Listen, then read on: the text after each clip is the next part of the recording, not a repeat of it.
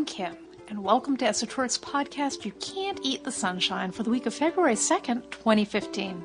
Join us this week as we talk with Ansley Davies, Associate Curator in Planning and Development for the County of L.A.'s Department of Parks and Recreation, about the extraordinary collection of architectural features at East L.A.'s City Terrace Park, including a mid-century modern Hypar sports shell and relics of downtown's Richardsonian Romanesque red sandstone courthouse.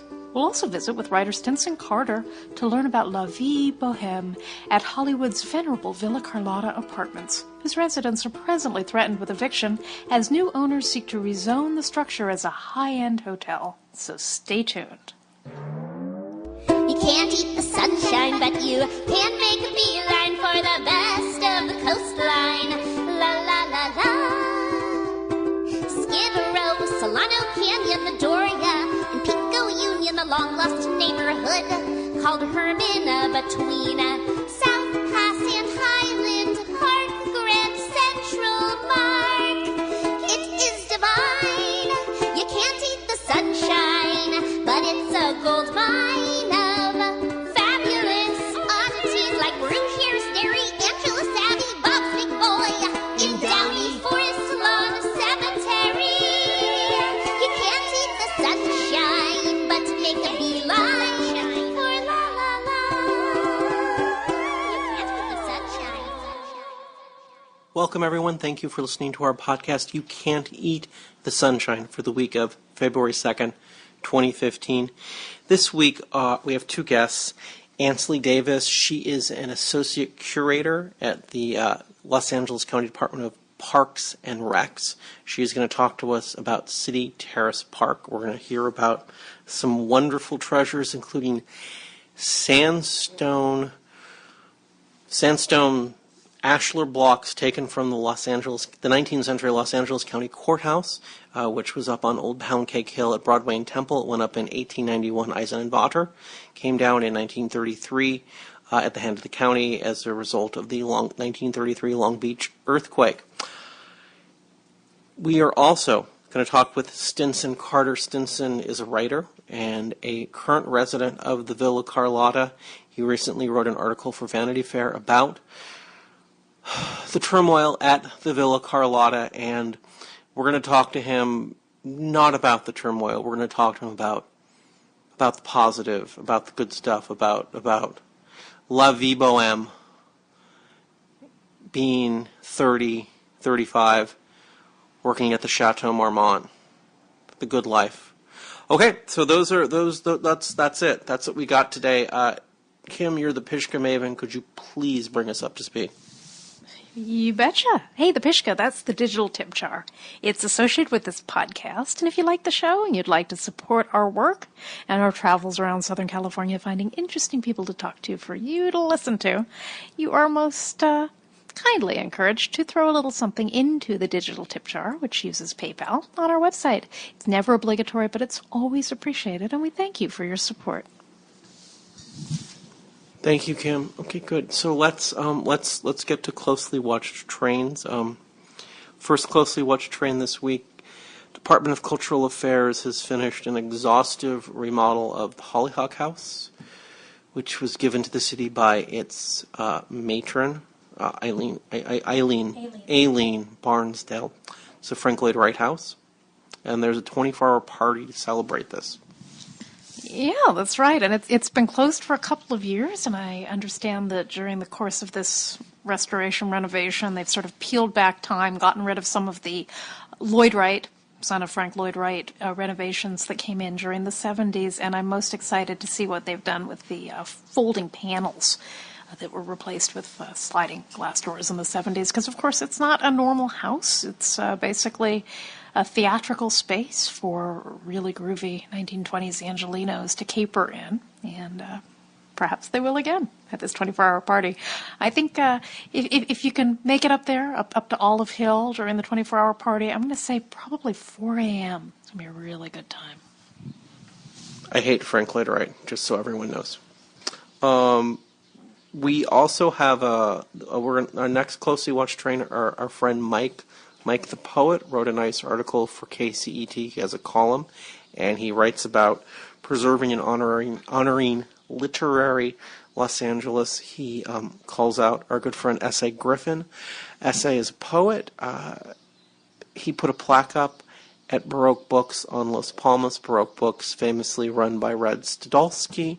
Red Studolsky being the man that invented the Charles Bukowski. Okay. So John Martin invented the Charles Bukowski first edition because he's his publisher. Red Studolsky created the market for collecting Bukowski first editions. And I believe there were some famous incidents after Bukowski's death when the widow Bukowski walked in and took some merchandise off of Red's desk and simply walked out. And maybe I shouldn't have said that, but I imagine that those are some interesting exchanges. Red had everything. I was afraid of him growing up. He's a scary guy. I mean, some bookstore owners are not to be trifled with. Red was one of those. And not only did S.A., establish this plaque, and he wants to put more plaques up and around. There was also a ritualistic scattering of Red's ashes on the sidewalk in front of the former Baroque Books, which is pretty cool. And Mike's piece is just about the different ways in which people in Los Angeles can honor writers who they love, and a couple of other things that got called out are projects we worked on: the naming of John Fante Square outside the Los Angeles Public Library, which we put forward through City Council, and it was really your baby, Richard, and also the collaborative process that we were involved in to protect and preserve and to landmark Charles Bukowski's East Hollywood bungalow. So there are a lot of options, and there's also, of course, squares, which I mentioned, like the John Fante Square. You can name a square for a writer, you can save their home, you can just put up a plaque outside a bookstore. There are all sorts of cool things you can do. You can even write an app about your favorite LA writers. So read Mike's article and think about ways you might want to, shine a light on someone you really love and the places where they worked. Just in case anyone's wondering, an EPUB format book is an app. Okay. Just an app and an EPUB book are the same thing. Okay. Kim, the old state school in Whittier, the Reform School, 1891. I don't remember the architect. This structure has been I think closed in about 15 years ago. I think it was decommissioned, but it's been remodeled a number of times. It's stunning. We've never been able to get in. It's a state landmark.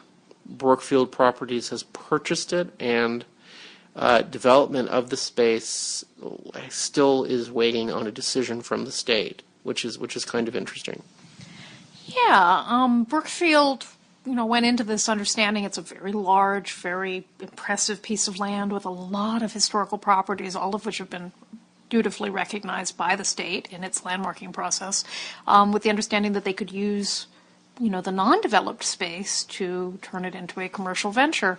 And the proposal that Brookfield came back to the state with involved knocking down a great many of these historic assets that are part of the property. And I think people down in Whittier are not too impressed with this, and I imagine people at the state level and in the Office of Historic Resources up there are also not too impressed because, hey, anybody can develop something by knocking everything down, but when you buy a historic landmark, you're supposed to work with what you got. And what they've got, as Richard said, we haven't been, it's kind of a lockdown facility, but we've seen a number of photographs, and there's some really good English-style arts and crafts architecture there, and of course there's some very interesting, architecture meant to make young boys behave a lot better, and that's always interesting too. It's basically WPA architecture for a reform school. Okay, so it's a really interesting subset, and the place looks very formidable. So we're going to keep you posted. It's definitely a watch train. And we love Brookfield, so can't go wrong. Come on, these are the people who basically created the Occupy movement by cracking down on what was supposed to be a public park. Brookfield. Ugh. I miss Karen Kitchen. So, lava started like in 2009. No, lava started like 2010.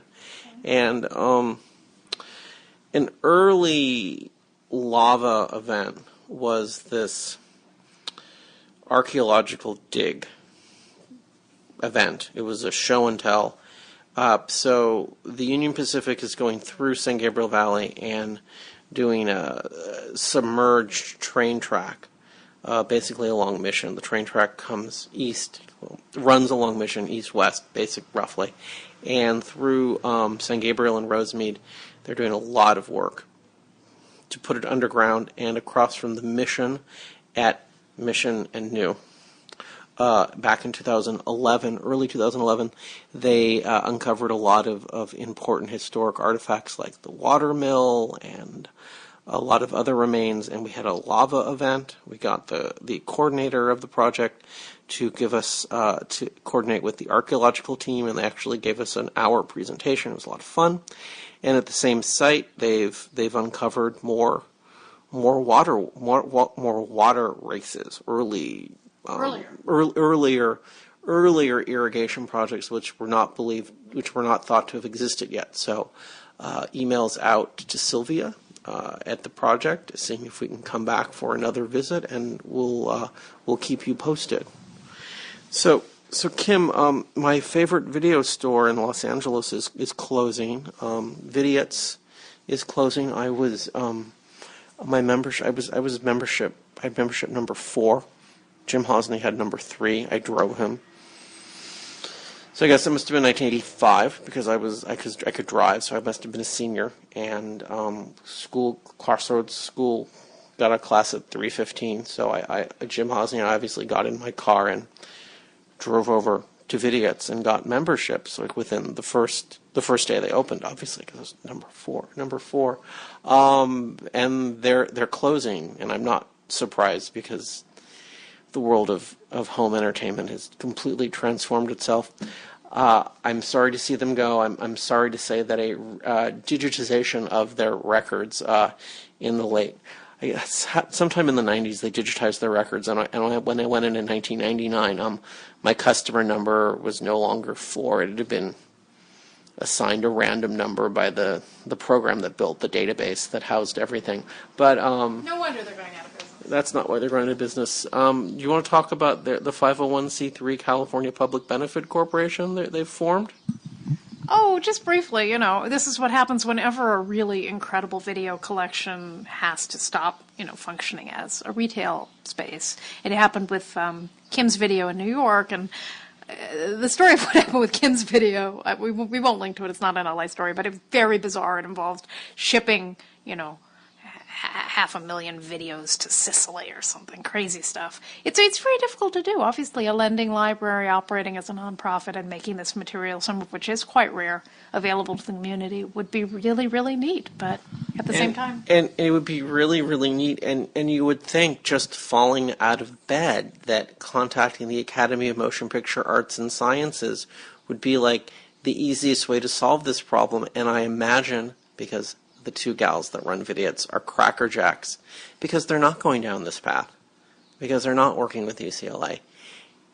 They're not such good solutions as people might think falling out of bed. Oh, we have to preserve some resources. So I want everyone to think about this and keep tuned, because I think it's gonna lead. It's gonna be a path for others to follow.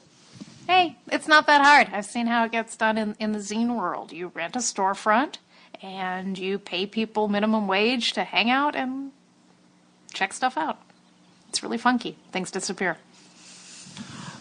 I was talking about preserving the we're gonna move on, Kim. Okay. Board of Supervisors. Oh no. No? Yes. Okay. But I need to do this in sequence because I don't want to forget.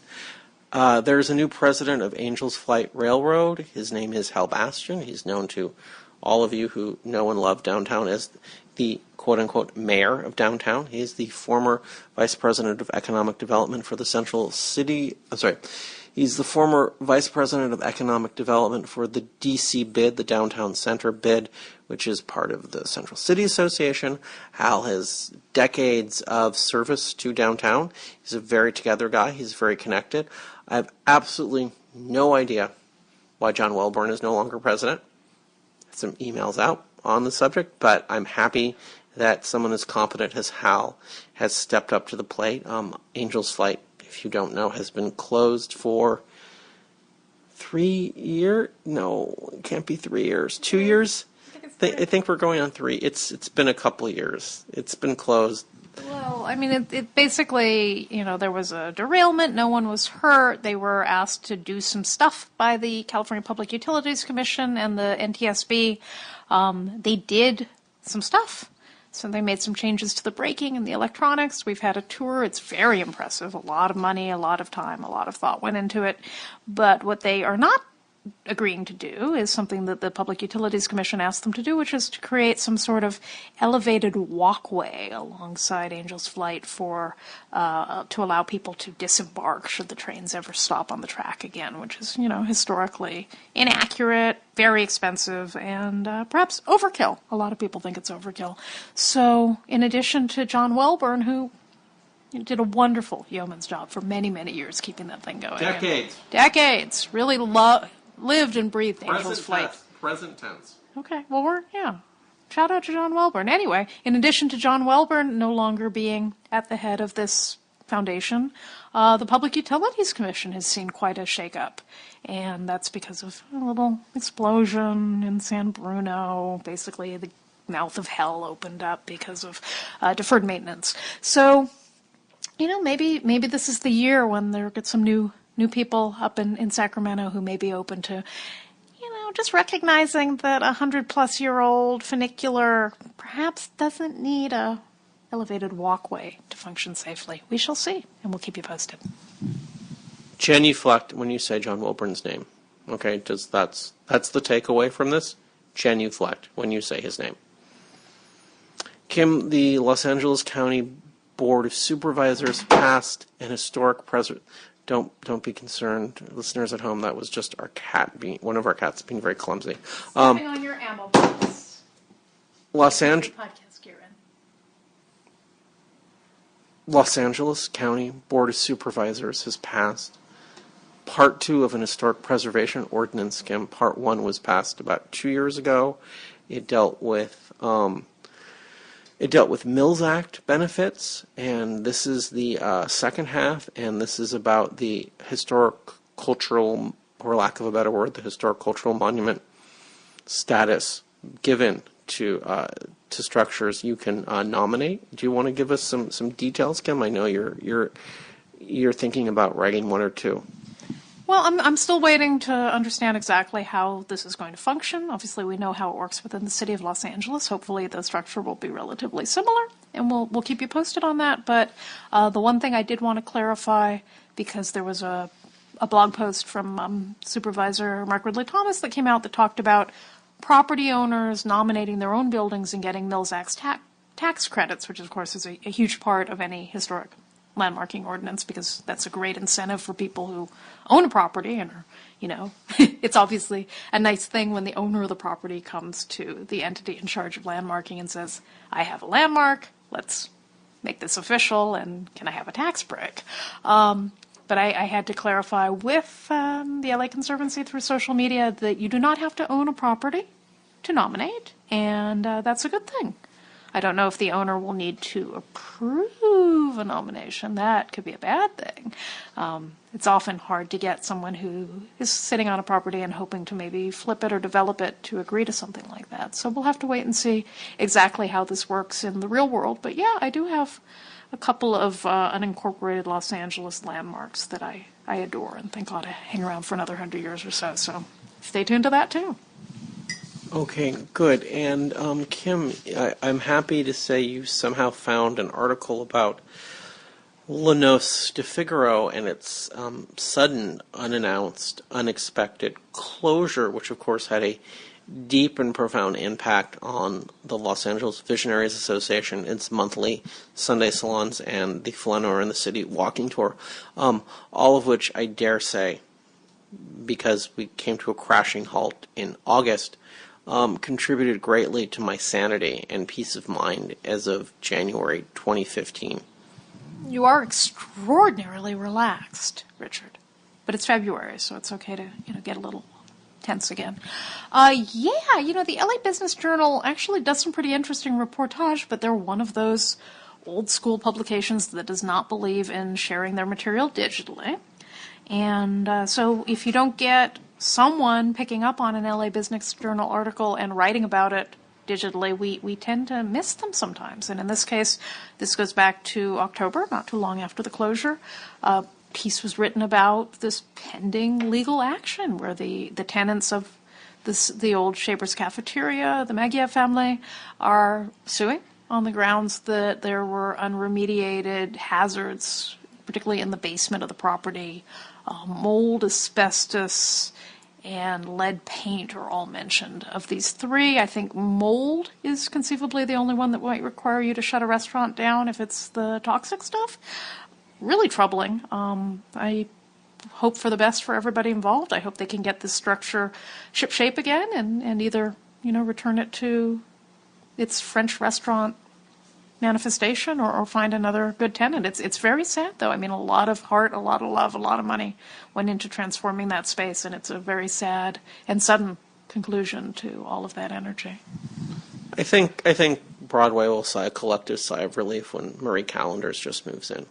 But that's, of course, an incredibly flippant comment from someone who cares deeply about Jonathan and all the incredible goodwill he gave to us for 18 months. And Broadway is just so confoundingly awful. And sometimes it just helps to just sit down at one of the cafes and just listen to the leasing agents talk and say to yourself, they're right. They're just right. It's just money, and it's whatever the market will allow, and that's the only criteria you should have. And if you just live by that criteria, I could function and take up a foreign language or two, and everything would just be so much simpler.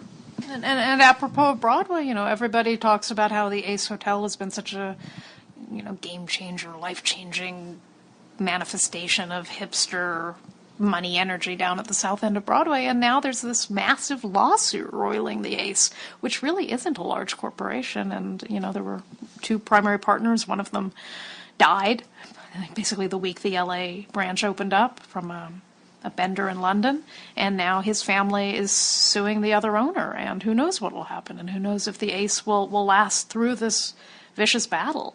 And without the Ace, is Broadway really this incredibly forward-moving economic engine? I don't know. I mean, there's been a whole lot of hype, and there's been a whole lot of trouble and strife on that block, and a lot of people love it with good reason. And I just hope that these great buildings can survive, and the businesses that are still there can continue to thrive. There's no point in evicting everybody if you're not actually going to get Gucci moving in. Right. Well, that's okay, because Microsoft is going to move into hamburgers, and that's going to change everything. And everything will be fine. So we're gonna move on. Let's talk. We have some upcoming events. I will just quickly throw them out. Sunday, February 22, the Lava Sunday Salon returns with a vengeance. Dr. Paul Koudounaris will be talking about demonic cats. Please note: new venue, new time. Venue: Library Bar. Time: 2 p.m. to 4 p.m. This is 2 hours later than our usual. Than are in the past, historically, is what it has been. It's at Library Bar. If you have to RSVP, and you don't have to buy a drink when you get there, but please buy a drink, order some French fries, because Johnny Valenti is opening the restaurant for us, just for this. And if they don't make their nut back, it's not going to go well. Okay, it's just we're not going to have their goodwill if they lose money on this. So yeah. And I'm simply going to observe, everybody talks about how downtown is this incredible neighborhood and it's so hot and happening. I'm going to say 70 years ago in downtown, it wouldn't be as hard to find a room for 100 people to get together and spend money and listen to a speaker as we have found it. There are just no spaces in downtown that are actually large and agreeable where they will turn off the television and the music and let people actually be together. And I hear this from other people too, with the exception of the upstairs at Felipe's French Dip, which is like a cross between a jail and a very low-rent whorehouse. you were very lucky to have this space, and we're excited to come in and, yes, buy some French fries. I will stop now. Okay, yeah, and I'm not going to encourage you to genuflect when you say Johnny Valente's name, but he is, just because it would embarrass him. But he is a really good guy. Okay, so God bless him. All right, we have a forensic science seminar coming up Sunday, March 15th. Oh, call it what you like to call it. It's our crime lab. Mike Kelly is a ballistics inspector for the Los Angeles County Sheriff's Department. He was with the LAPD for decades. He gave a talk several years ago for the crime lab on Pat Tillman. Pat Tillman was the former NFL football player who became a ranger in the U.S. in the Army, was killed by friendly fire, and Mike did the forensic investigation for the Department of Defense. He'll be back. He'll be talking about the basic ballistic forensics 101 and using cases he's worked on to work through all the different tool markings and all this stuff. There'll be a hands-on lab, but my point, as you always like me to point out, he'll be talking about real-life cases with real-life photos. So not just dry textbook, this is what a tool mark is. It's like, so I was working on this case, and as I was going through the brains on the sidewalk, I noticed. All right, and I've kind of pushed this angle because I see how people respond. They want to get the science, but they want to come through the narratives, and I love these working investigators' ability to, tell these stories in a very compassionate, truthful way, which at the same time just has this raw spark of wonkish analysis to it. I think it really brings us into that world of the cop, and I love that. So that's what we do. Okay. And our second speaker will be our good friend Nick Guskowski. He's with the Los Angeles County Sheriff's Department as well, and he's going to be talking about gang homicide investigation. He's going to be talking about gang homicide investigation within the sheriff's detention centers. So this is a very unique subset of homicide investigation that not everyone is good at, and we're really fortunate that at the end of his he's going to talk for about 45 minutes about this. At the end of that 45 minutes, we'll get a better sense of what a senior homicide investigator who is skilled at going through the sheriff's detention centers and investigating homicides, what that person looks like. I'm going to go ahead and say he's most likely male, but that's just because of the world he comes in. And then for the last 20 minutes or so, he's going to talk about the talk he'll be giving at NATO this summer. And he'll be talking at NATO about intelligence gathering and how intelligence gathering and terrorism and correlations to intelligence gathering for gang homicide investigation. So obviously Nick is an incredibly gifted guy, and we're just so happy that we're going to be able to give him a chance to stretch his wings and get into spaces he doesn't get into every day when he's out rolling around. And so I think, Kim, unless I've missed anything, I haven't missed anything. Okay, so let's get to the interviews. Okay, so we're gonna interview Ansley, and we're gonna interview Stinson, and we're gonna interview Stinson last. So we'll introduce Stinson first. So. Stinson is a really neat guy. He's getting married. Mazel tov. Stinson wrote an article that came out just 2 weeks ago, about 2 weeks ago, maybe we're approaching 3 weeks now, for Vanity Fair. It's online. I say that as a good thing. The name of the article for Vanity Fair is Chow Villa saying goodbye to Hollywood's hottest, seediest address. And this is, of course, an article about his life at the Villa Carlotta and the turmoil that this apartment house is now in, because it's been sold and there are new owners and they're in the process of evicting everyone, and they want to get the property rezoned to become a hotel. And Kim, do you just want to spend... So we're not going to talk about any of this in Stinson's interview. We are here to focus on the positive and the wonderful and the magical thing, and the life transformations that happened to Stinson at the Villa Carlotta from this wonderful coral reef of bohemian existence. And that's what the interview is about. And because we're not going to talk about any of this blisteringly painful, difficult, depressing stuff, Kim, do you just want to give us a primer on what's happening at the Villa Carlotta? And before you do that, just to get you situated, we conducted the interview in the garden of the Chateau Elysée, which is perhaps better known to the world and to the Church of Scientology as the Scientology International Celebrity Center. The Villa Carlotta and the Scientology Celebrity Center, both buildings by Arthur E. Harvey. Chateau Elysée Celebrity Center is 1929. The Villa Carlotta is 2 years earlier. They're really similar. Same contractor, interesting use of cast concrete forms and a special concrete mixture. Beautiful structures. We conducted this interview in the garden of the Chateau Elysée Celebrity Center because it was easier to do that there. So that's if you're confused. And Kim, do you just want to spend a minute talking about the I'm not going to repeat myself, what's happening at the Villa Carlotta now? Surely, and I should also mention, as we were standing in the garden, we were being watched by a hawk, a peregrine of some sort, who was hanging out in the fountain about 5 feet away from us and was there the entire time. It was just extraordinary. So yeah, hopefully maybe you'll use that photograph. I don't know. We have a great. Yeah. So what's going on at the Villa Carlotta? And this is your opinion, right? This is my opinion as a opinionated, informed Angelino. It was owned by the same people forever, and then they brought in a management company, and we'll link to Stinson's article. You can read his narrative of it. They brought in a management company who were pretty unpleasant and really made life difficult for the residents.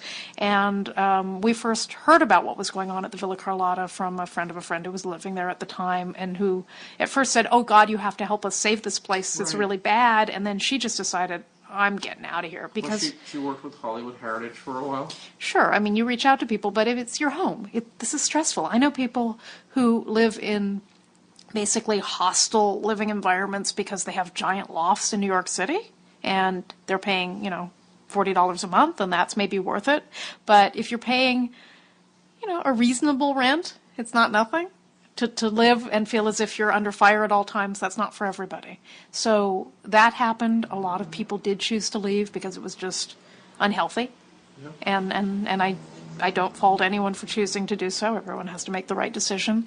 At that point, that management company pulled out and a new owner came in, and that new owner has their own management company. Their idea now is not just to pressure people to leave with the notion of emptying the building. They actually want to enforce people leaving. They want to get everyone out. They want to buy them out, wind down their leases, make settlements with all of them, and do this so that they can take this building off the rental rolls for the city of Los Angeles. The only way with an old building like this and people who've lived there for years to actually evict tenants, and if they don't wish to go, is something called the Ellis Act. Right. It happened in West Hollywood at the beautiful El Mirador, where a completely insane landlord who has more money than soul decided to Ellis the building because he wanted to turn it into a sex motel,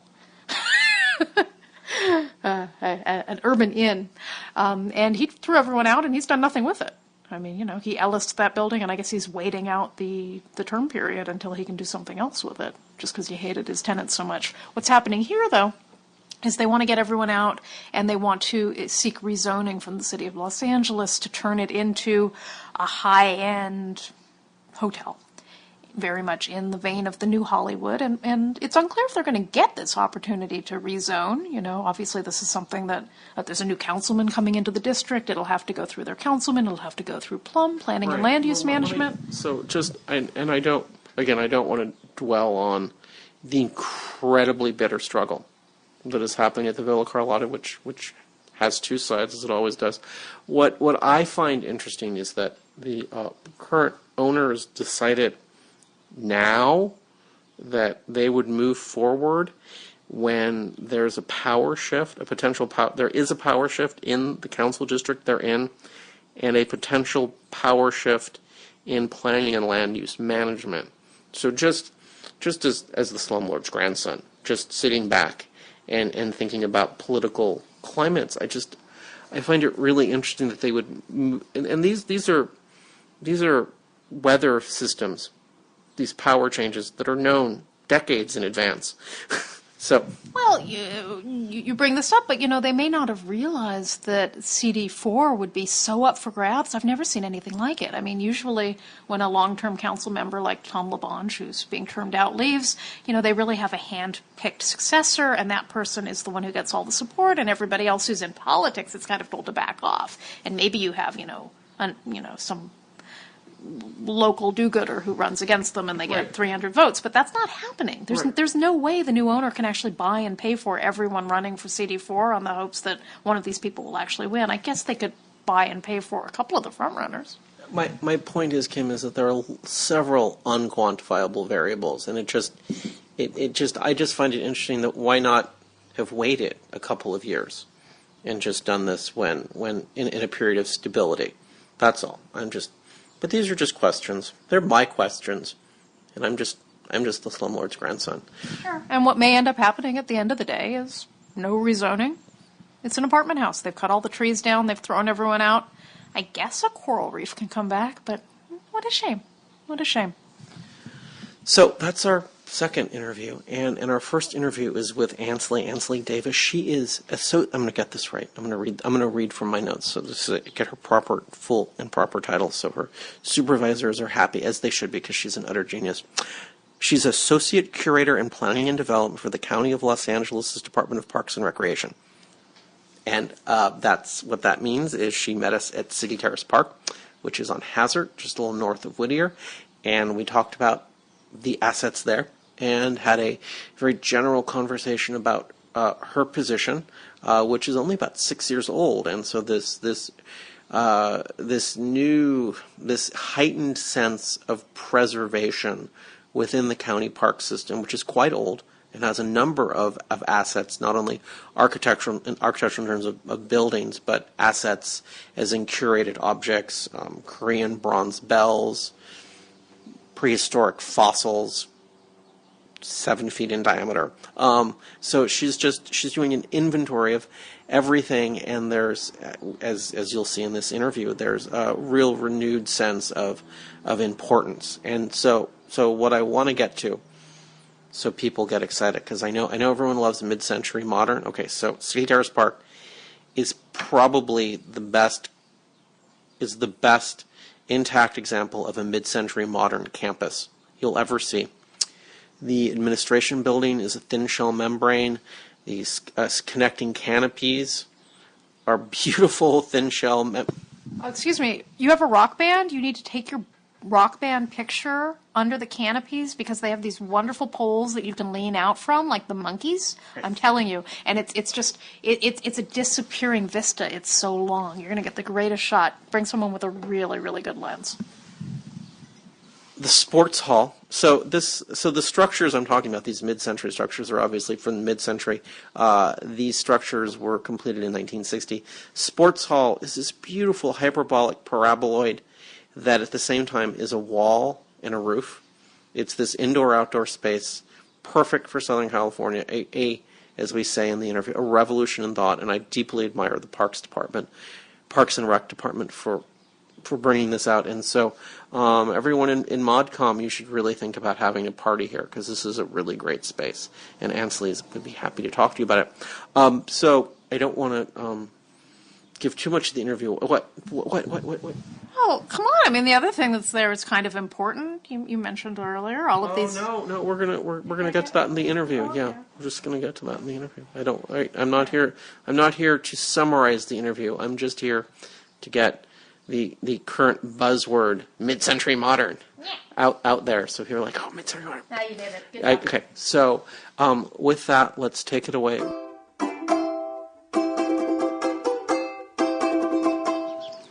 Ansley, I'm here with you. We're in City Terrace Park in northeast Los Angeles. I would like you to properly introduce yourself, and then we'll jump into a history of this park and the assets here.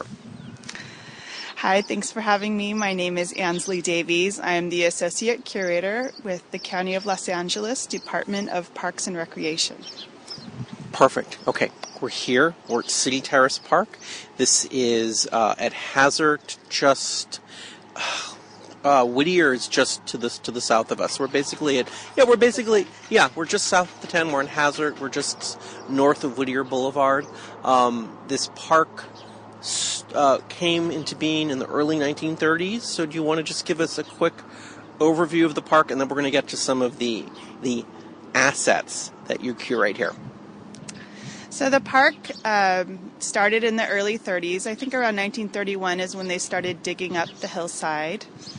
The Works Progress Administration during the Roosevelt era presidency came in and did updates to the park. And then we had some fabulous mid-century modern additions to the park in the 1950s, 60s. And from there, we've had civic art added, a gymnasium. At some point, the park was expanded when they excavated for the parking lot of the Civic Center in downtown L.A. They didn't know what to do with all of that soil, and it was going to cost a lot of money for the county to dispose of it. So they brought it over here, and they filled in the terrace, and they increased the size of the park from about 3 acres to 15 acres. Wow. Okay, that's totally fabulous. And hence the great vista. All right, let's just be really mundane about this and start in chronological order. There's nothing mundane about this, but yeah, take your notes, right? So let's. Why don't we start with the sandstone from the 19th century county courthouse, which used to sit on Pound Cake Hill at Broadway and Temple, which ended up at some point here. So that would be just, I think, a great place to start. So around the perimeter of the park, there's some beautiful hand-carved buff and red sandstone block, along with some granite block, and all of that was salvaged from the L.A. County Superior Courthouse that was damaged in the 1932 Long Beach earthquake. So we have that wonderful treasure recycled over here at the park. Perfect, and that's a structure, 1891, Vater and Eisen are the architects. It's a particularly cherished, demolished building in my mind. So everyone who's a fan of Richardsonian Romanesque in Los Angeles, this interview is for people that are obsessed with Richardsonian Romanesque and mid-century modern in Los Angeles. So you're listening to the right interview. So, good. The sandstone is excellent, and masons will notice interesting deterioration around the sandstone and the mortar, which is very interesting. Let's jump ahead to what we're standing in front of, this beautiful hyperbolic paraboloid structure, the basketball court, and this great mid-century modern structure. Do you want to tell us about this? We talked about this for the interview. The county park system wanted a revolution in buildings for these facilities. So tell us about this great structure. Yeah, so in the late 50s, the Parks Department put out a request for proposal for architects to design revolutionary new recreation structures. So they contracted with Bowerman and Hobson architects, and they created a activity building, covered walkway, a picnic shelter, and a sports dome. And the sports dome is a revolution in recreation. It was supposed to replace gymnasium structures. It is a hyperbolic paraboloid. It looks somewhat like a turtle shell, and it was meant to bring people indoors but still be outdoors at the same time. Yeah, it's absolutely fantastic. You've got this structure is in one single structure. It's both a roof and a wall, and it has great acoustics, and it's got some nice bleachers. And then the outbuildings they built too are these beautiful thin shell membranes. So anyone that likes thin shell membrane mid-century modern architecture, this is the place to come. Okay, around the corner from us is the gym, and we've got a mural. So do you want to jump into the mural, which is this century, 2000? So another exciting fact about the concrete work here at the park is the park just underwent a cultural resource evaluation, and both the sports shell and the butterfly picnic structure were determined eligible for listing on the California Register as historic resources. Very exciting. We like preservation at work. We like preservation and public policy working hand in hand. I like that. Good. Are we ready to jump into the mural in the back of the gym? Okay. Take it away. So the mural on the side of the gym that faces the parking lot was created by Paul Botello.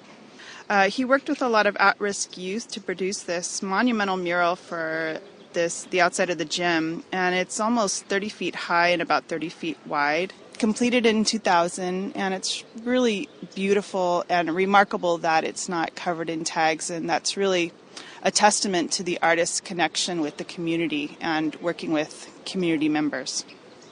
Perfect. So, do you want to tell us just a little bit about your position, because you're a curator in the county park system, and there's a lot of stuff you're in charge of. Do you want to just give us a little idea of the stuff you're in charge of?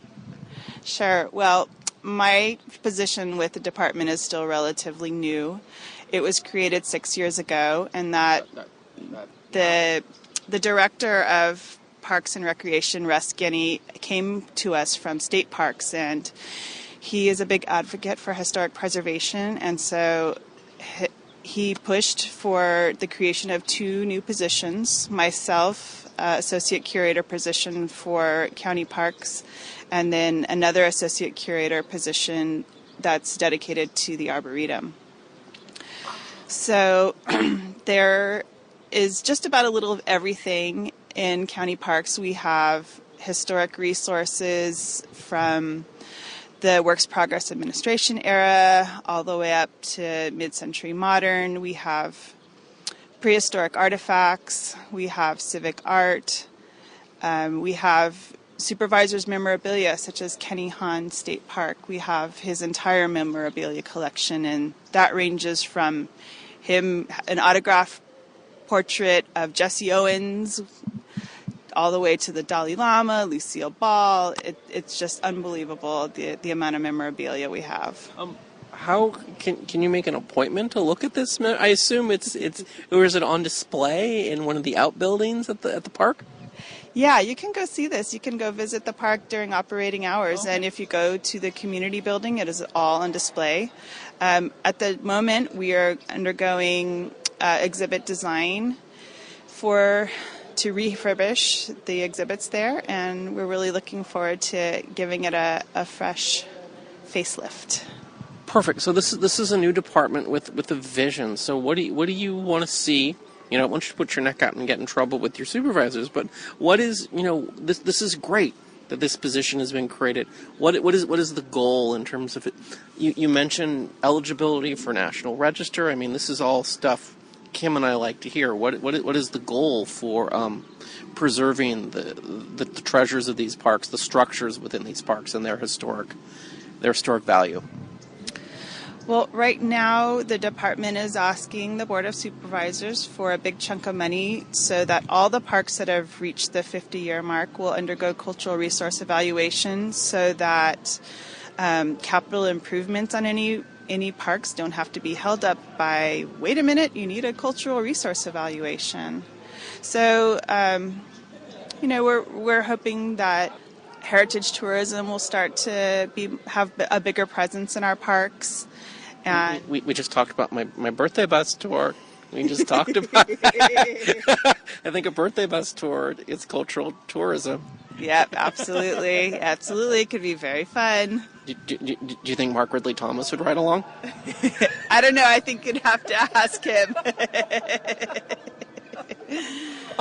So let's just to wrap this up. I'm going to put you on the spot. I'm going to ask you your favorite curated object, not structure, not extant structure, but your because when we went to go talk to Tanya at South Coast Botanical, there was this beautiful cast Korean bronze bell just in her office. I'm like, wow, this is not necessarily an object that may exist in a superintendent's office that you have to have an appointment with to see, but in all the parks of everything, as you do this inventory and go through everything, what's your favorite object? Well, when you mention Tanya's office, I think of that amazing fossil fish that's right in the doorway. Yeah. That is wonderful. But I think that one of my most favorite objects would be a prehistoric stone bowl that's on display in the Vasquez Rocks Interpretive Center. And that artifact was excavated when they were building the new nature center. It's maybe about 10 inches by 10 inches, and it just looks, it's just beautiful. Fantastic, and that, of course, then sets us up to come visit you at Vasquez Rocks in a couple of weeks to the petroglyph site. So I think we did it, and I want to thank you. And as we sign off, give us your title again, so people have that fresh in their mind. Well, thank you so much for coming out and visiting City Terrace Park. I love sharing this wonderful park with everyone. My name is Ansley Davies. I'm the Associate Curator for the County of Los Angeles, Department of Parks and Recreation. My name is Ed Rosenthal, and I'm in the L.A. Athletic Club, and you're listening to You Can't Eat the Sunshine.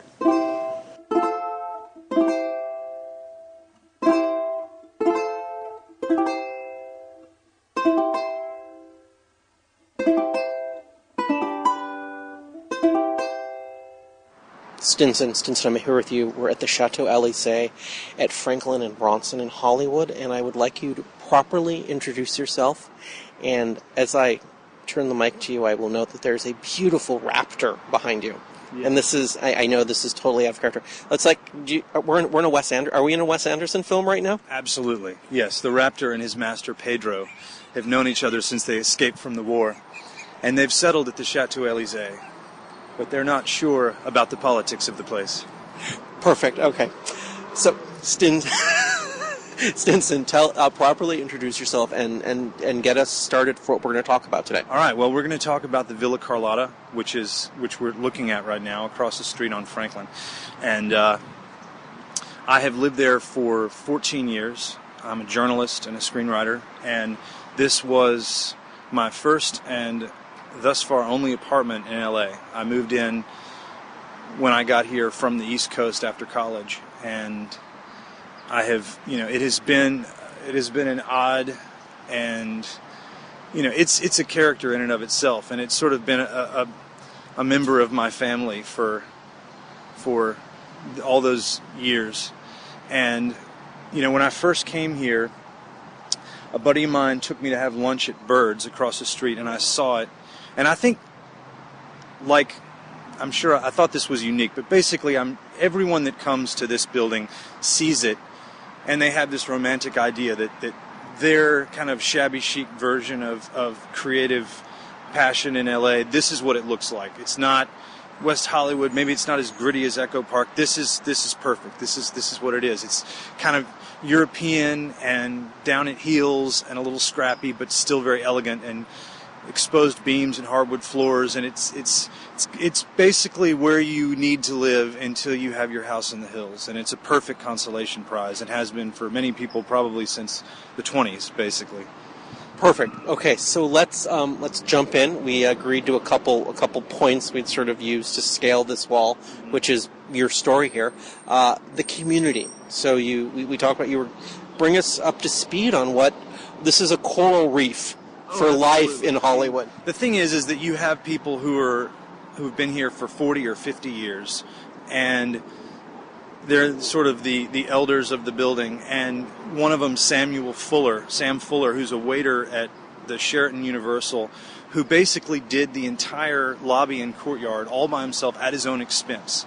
He had and down to the plaster molding on the fireplace that had been damaged, and he paid to have it redone based on original kind of design motifs from the building. The sconces on the wall, the built-in mirrors. He did everything at his own expense because he loved the history of the place. And that kind of sums up the building was taken care of by itself. It was sort of an unofficial co-op. A lot of your neighbors were the maintenance men, and they were not really maintenance men, but their dad might have taught them how to, fix a pipe here and there. So everything was basically a Band-Aid fix. And, we had one guy who was the owner, the manager, Tom, would pick up these stragglers. We had a homeless guy who would vacuum the closets, or vacuum the hallway, and then we had this guy named John Ford, named as the same name as the director, who would come in and sit on the fire escape and play his harmonica, drunk on whiskey, after he finished, doing the plumbing in your apartment or something. And it would take him so long to do it because he was always drunk, and he was about 85 years old, and he would do it, and it would, he'd spend 3 hours in there, and I don't really know what he would do, kind of tightening a screw here and there, and then he would go and he would just sit there and play the harmonica in the sunset. And it was it was the type of thing that wasn't happening much more in Los Angeles or America for that matter, and was still, these odd characters were still going on here. And that's why I loved it, because there was always something so bizarre like that going on, because it was, people would sublet for years on end. There was a guy that lived on the roof named Egan, who was 5 years he was subletting a place from a guy who lived in England. I had a girl from France that I did an apartment swap with in Paris, and she came here and ended up becoming best friends with the manager, and started coming back every year because she loved the place so much. And so because of that transient kind of quality, you had all these interesting people from all over the world. It was sort of a part hostile, and it was wonderful in that way. Perfect. Ladies' lunch. All right, so one of the things that I did over the years was I stocked the place with my friends. And whenever a place would come up, there was this fictional wait list. And every time I would tell people I lived in the Villa Carlotta, they would say, "Oh, I'm on the wait list," and I would just laugh. And I'd be like, "There's no wait list. Do you honestly think that Tom, he keeps a record of the checks that come in, and that's about it. Do you think that he really is keeping this strict wait list? Then you got another thing coming." So you're never going to get a call. No one is ever going to call. There is no wait list. So that's as fictional as the tunnel between these two buildings. It just doesn't exist. So anyhow, whenever I'd see someone moving out, I would immediately go down to Tom and say, "I got someone great for you," and I would try to alternate, maybe guys and girls. I didn't want to have, he liked to sort of curate the demographics of the building, and so anyhow, I basically succeeded in stocking this place with about 5 of my closest friends, because everyone, in the world of working in restaurants and acting and writing, everyone is basically capable of moving in, 2 weeks or 30 days notice if something like this is what you're moving to. So I ended up having a bunch of friends here, and we were all in our 30s, bachelors, typical L.A., had sort of played that stretch of our lives out for a bit too long. And during the recession in 2008, we decided to create sort of a informal lunch club where we would, in order to not, because we were always going and spending a lot of money at eating our lunches out every day. Oh, yeah. So we decided, let's just we've all been working in the restaurant business long enough to be great cooks. And some of us could bring the wine, and some could make, I'm from Louisiana, so I like cooking a lot. And so we would meet up, and we would all bring something from the farmer's market or from the grocery store, or, an unfinished bottle of wine from the Chateau Marmont dinner shift, where a lot of us worked. And we would have this group lunch, and we would save money. And it was just a response to the economic downturn. And one of my friends, Mark McGinnis, called it, he's a documentary filmmaker, he called it ladies' lunch, and he coined the term, and it stuck. So we started having ladies' lunch, and it became a thing. And we would all get a text on our phones at 1 in the afternoon that would say "ladies' lunch?" ? And it would go out with everyone, and we would all converge on my apartment, and we would have this symposium about why we weren't in love and why we didn't have relationships and which is probably self-evident in the fact that we were having ladies' lunch. And about careers and about, all of the things we were striving for in politics. And, we would occasionally do mud masks, which led to a breakup with the girl I was dating at the time when I sent her a picture of me and all my friends in mud masks, thinking it was funny. She did not think it was so funny that we were doing mud masks at 2 p.m. So that relationship ended, and the whole ladies' lunch thing ended, and we all started going off in our separate ways and realized that it was kind of a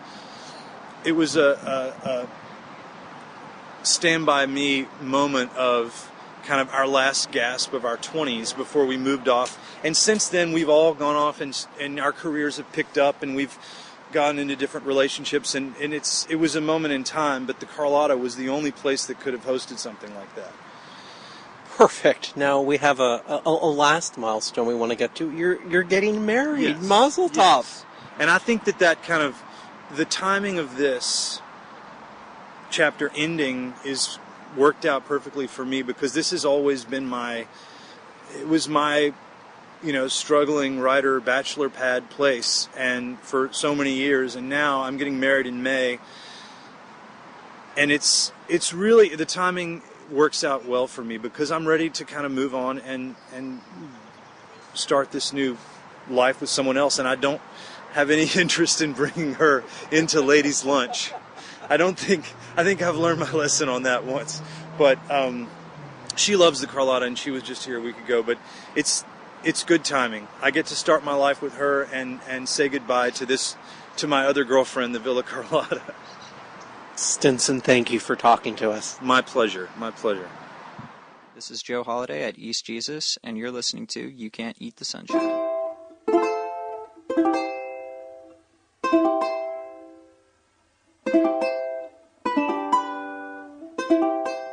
And we're done. I'd like to thank everyone for listening to our podcast, You Can't Eat the Sunshine, for the week of February 2, 2015. Our guests this week were Ansley Davies. She is Associate Curator in Planning and Development for the County of Los Angeles Department of Parks and Recreation. And Stinson Carter. He's a writer who has written about his residence, the Villa Carlotta, for Vanity Fair recently, and we interviewed him about the bohemian life of his at the Villa Carlotta. We like to hear from you. We like feedback. Kim, can you tell them how to get in the feedback loop? And I think the iTunes feed is fixed. I think so. You can communicate with us through email. You can't eat the sunshine at gmail.com, or through the contact link at www.esotouric.com. You can come and see us on an Esotouric bus adventure. It is what we do for a living. You can also come to one of the lava events that Richard or I host, which include the Lava Sunday Salon and the Forensic Science seminars at Cal State L.A. And yes, the iTunes feed has reset, and you'll find about 10 recent episodes on iTunes. If you're inclined to leave a review there, you can. Also, while we had that issue with the feed burner feed going dark and triggering a deletion of the iTunes content, we found a bunch of other podcasting hosts, and so You Can't Eat the Sunshine is now available on about a half dozen different platforms like Stitcher and Blueberry and so forth. And if you listen to your podcast on something other than iTunes, you may well find it there. If you're listening to your podcast on something other than iTunes and you're having trouble finding You Can't Eat the Sunshine, and so you're using iTunes just for this, let us know and we'll be happy to submit. And of course, if you're finding us somewhere and you're inclined to share the link with your friends or write a review or give us some stars, we're always so grateful for that. It helps people find the show. And we are definitely getting a lot of new listeners, which we appreciate in this new year. Thank you, Kim. Okay, Kim, it's time. It's time for you to take us on home. We've got some upcoming bus tours, and please take it away. I can do this easily. I do it every week. In February, we've got the California Culture Tour Series, hosted by Richard, with a little bit of help from me. We're not doing the South Los Angeles tour this time, simply because the Clark Estate has suffered some rain damage. That's not the only reason. That's There's the reason. so many things Oh, happening. Richard, that was the reason. I know. It'll be back in August. So we've got 3 different California culture tours available for you. February 7th, Boyle Heights in the San Gabriel Valley, the hidden histories of LA's melting pot. And that's 100 years of overlapping cultural narratives. It's a lot of fun. We'll be looking at Jews and activism and brown berets and red diaper babies and some really beautiful buildings, some terrific tile, cemetery stop. You're going to love that tour if you're interested in what goes on over on the real east side. Back from quite a long hiatus is the Route 66 road trip. Roadside architecture, citrus drive-ins and cemeteries. That's on Valentine's Day. We'll be going into the foothills of the San Gabriel Valley, the San Gabriel Mountains, if you will, and we'll be going to some of our favorite mysterious and exquisite spots, and it's a really great thing to do with someone you love, because it's Valentine's Day and all. And we'll be, of course, wrapping that tour up with a tour of the packing house at Ewaldo Ward, where they make the best jams and jellies, and it's really trapped in the past in the best possible way, and you'll come home with some bourbon cherries and be very happy the next time you have ice cream. The Lowdown on Downtown is February the 21st, and boy, we talk about downtown a lot on this podcast, so odds are you're interested. Come and see some of the locations that thrill us and talk about the narratives of redevelopment, pro and con, public space, yay and nay, and this is our tour that we've decided changes the most. We give it twice a year, and it's always different because this is a broiling community that, well, things are constantly in flux. So that should be a lot of fun as well. We're wrapping up the month of February with the first in a series of crime bus tours, and those are my babies. February 28th, it's Wild Wild West Side, a tour about cults, acid freakouts, abused children, and just some of the most deranged Angelenos ever to catch a wave, as it were.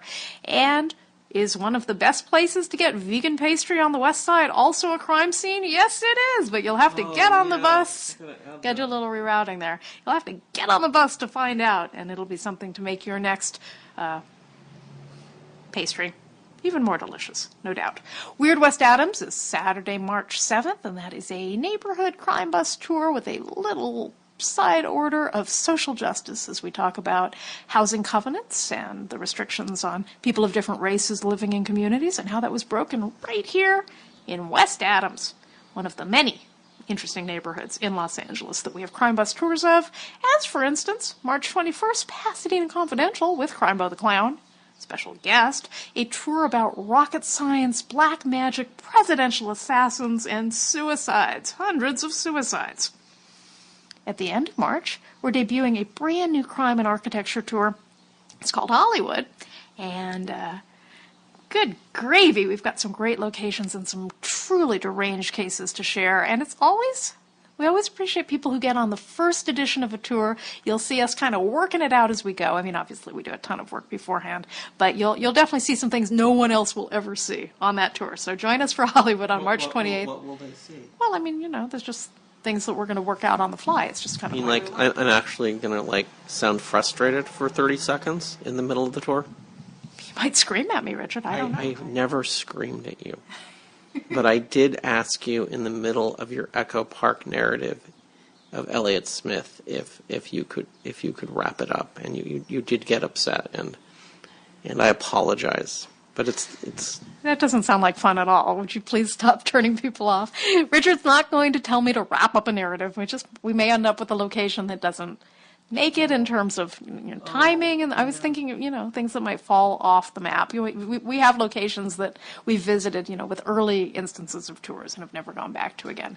I'm not talking about just a bickering couple. That's kind of boring, and you can hear that on the podcast. And then, of course, not immediately after March 28th, but in May, our once-a-year Tom Waits bus adventure is on the calendar, and seats are moving. So if you've been thinking about joining us for the Tom Waits tour hosted by my partner in crime, David Smay, you want to get your reservation in. That's going to be a great deal of fun, a tour of, from Skid Row to Hollywood, a little bit of West Hollywood too, in the footsteps of the singer-songwriter Tom Waits. And that's what I got.